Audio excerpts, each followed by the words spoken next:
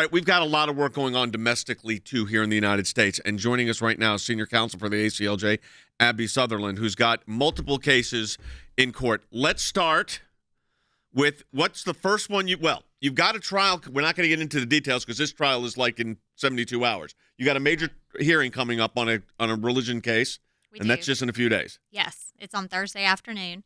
And you're not allowed to discuss it per the judge's order. That's right. So we're not going to discuss it, but it's a big religious use case. Right. What we can say is that we are representing a religious nonprofit organization, which we do fairly often. ACLJ remains on the front lines in defending these organizations, which are regularly the target of discriminatory conduct and action, especially by government entities. So we'll be representing a religious organization on Thursday afternoon in court on a preliminary injunction hearing. Yes. Okay, so we got a preliminary injunction hearing.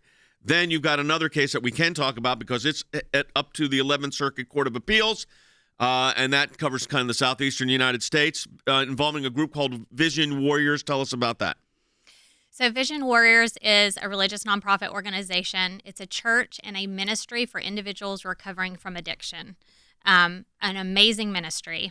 And so they purchased a piece of property in Cherokee County, Georgia, did their due diligence in making sure that they would obtain zoning approval, that their use was permitted.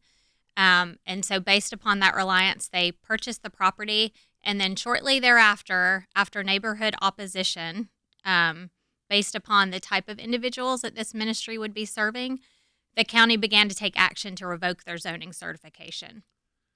Now, is this the one, or is it another one that you've got where they kept changing the zoning on the organization even though they initially complied? This is the one where they revoked the zoning certification, and they had the zoning certification initially. They did, yes. Okay, listen to this, folks. So the ministry qualified under the existing zoning rules and regulations for the county. Then what happens? Then they move onto the property, and then the county begins taking action against them, the first of which is to revoke the certification of zoning that was initially issued. Then the second action, they began to amend their zoning ordinances so that the two uses that would likely accurately describe our ministry under the current zoning ordinance, so that those would no longer be options for them as well. I want people to understand. They go in, they get the zoning's fine, they go there and they open up and they start their ministry, which is really helping people that are in need. And it's a big piece of property, and these are all over, there's places like this all over the country. And then they change the zoning. And then they change the zoning again to try to zone out the actual use upon which, Andy, they got their initial zoning in the first place.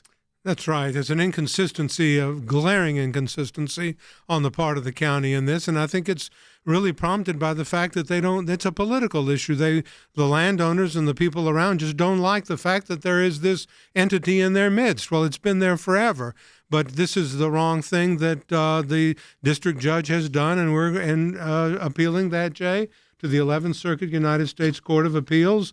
And we expect to win in that case. But Abby is spearheading that and doing a fantastic job, let me say. Okay. So talking about spearheading it, let me clarify here for everybody so they know what's at stake.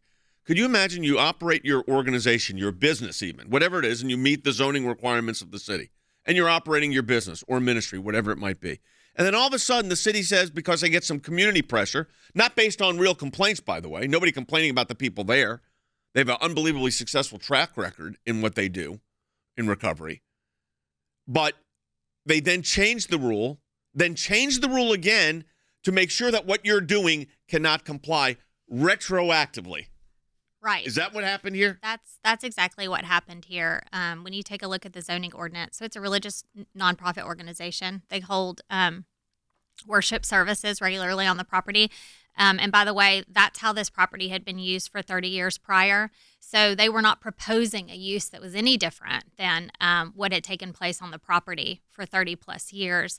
The only difference is that the individuals that this ministry would be serving were individuals recovering from addiction, which, by the way, the ministries like this have excellent track records. They serve the community. There's never an incident, and there has not been, with regard to this particular ministry on the property.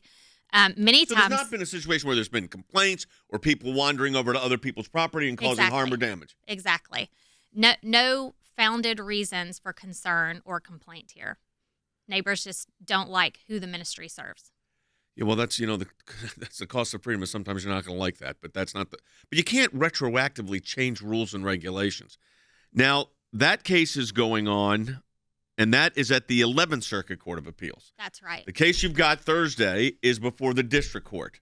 That's right. And then there's another one, right? There's a third one? There is. It's our prayer ban case. Yep. We've talked about it on several occasions. Oral argument is scheduled in that case on April 28th. So all this is happening, folks, within basically a month, 4 weeks. Go ahead. And here we represent the city of Ocala in Florida, who allowed a prayer vigil to take place in response to a crime spree in their neighborhood. Area concern within the neighborhood of increased crime, a crime spree throughout the community or this portion of the community. So what happens? What causes this great tumult? Well, some individuals in the community don't like the fact that the community's responding with prayer. And it was the community. It was not city officials. City Right. officials allowed the event to take place. Chaplains attended the event and offered prayer, as chaplains have for hundreds of years. That's our founding. precisely what they do. Right. In times of crisis. And there were 4 individuals that opposed it and raised a lot of opposition in regards to how the community decided to gather and respond to this event. And it was over prayer vigil? It was, and they demanded that the city shut the prayer vigil down. They did not. They argued that the city should not allow the prayer vigil to move forward. And what did the district court say? The district court. So there were several claims. Establishment clause, primarily the primary one, and the one that we are appealing. But They ruled against the prayer vigil. did. I mean, They think did. about this, folks. In the year 2022, these are cases I argued in the 1980s. And 40 years later, Andy, here we are again. Because it's prayer. And they always think they can treat prayer differently. Well, they can't. And Because prayer is protected activity under the First Amendment. it So is. said Justice O'Connor. And I can give you a dozen cases, but go ahead. no, that's true. Prayer is also protective activity under the law of God, in my opinion. The right to intercede and to pray to the Lord for guidance and for wisdom in doing things. And that's what we do and what we have the right to do under our First Amendment and our Constitution. The district court was wrong, and we've taken the district court up to the 11th Circuit. Again, we seem to be living in the 11th Circuit in the southeastern part of the United States. And as Abby said, that case is going to be argued in April in Montgomery, Alabama, and we hope that the Court of Appeals rectifies this horrible thing against prayer.